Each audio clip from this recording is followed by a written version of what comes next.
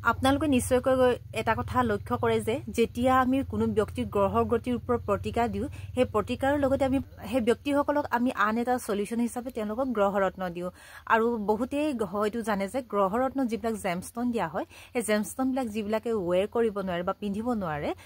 যেহেতু জেমষ্টন বহুতেই কষ্টলি হয় সেই জেমষ্টন যদি পিন্ধিব নোৱাৰে তেন্তে তেওঁলোকে তাৰ হলনি ক্ৰিষ্টেল পিন্ধে আৰু আমাৰ এটা কথা প্ৰায়বিলাকে গম পায় যে ক্ৰিষ্টেলৰ জৰিয়তে আমাৰ বডিক হিল কৰিব পাৰো অৰ্থাৎ ক্ৰিষ্টেলৰ জৰিয়তে আমাৰ বডিত যদি কিবা বেমাৰ হৈ আছে বা আপুনি যদি কিবা প্ৰবলেম ফেস কৰি আছে তেন্তে ক্ৰিষ্টেলৰ জৰিয়তে আমি সেই হিলিং প্ৰসেসটো কৰি আমাৰ বডি ক্লিন কৰিব পাৰো বা সেই ৰোগটো আমাৰ শৰীৰৰ পৰা নোহোৱা কৰিব পাৰো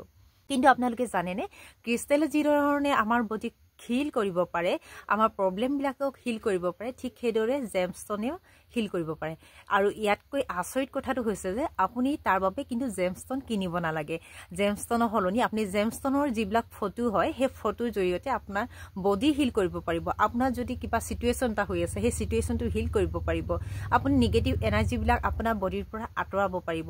আপুনি যদি এনজাইটি ডিপ্ৰেছন ভুগিছে তেন্তে সেই এনজাইটি ডিপ্ৰেছনৰ পৰা নিজকে মুক্ত কৰিব পাৰিব আপোনালোকৰ ৰিলেশনশ্বিপ যদি থাৰ্ড পাৰ্সন কোনোবা আছে তেন্তে আপোনালোকে সেই থাৰ্ড পাৰ্সন ৰিমুভ কৰিব পাৰিব আৰু বহুতো জানিব এই বিশেষ ওয়েবিনাৰখনৰ জৰিয়তে যেহেতু নেকি এই ওয়েবিনাৰখনত মই আপোনালোকৰ বাবে লৈ আহিম 1 পৰা 9 লৈকে অৰ্থাৎ 9টা গ্ৰহৰ ওপৰত কেনেকৈ আমাৰ ক্ৰিষ্টেল বিলাক জেমষ্টন বিলাকে কাম কৰে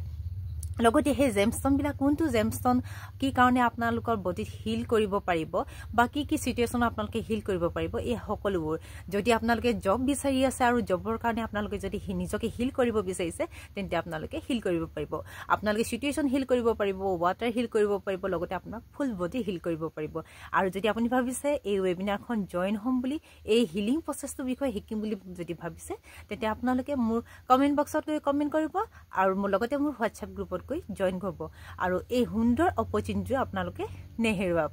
পুনৰ লগ পাম তেন্তে সেই ওয়েবিনাৰখনত ধন্যবাদ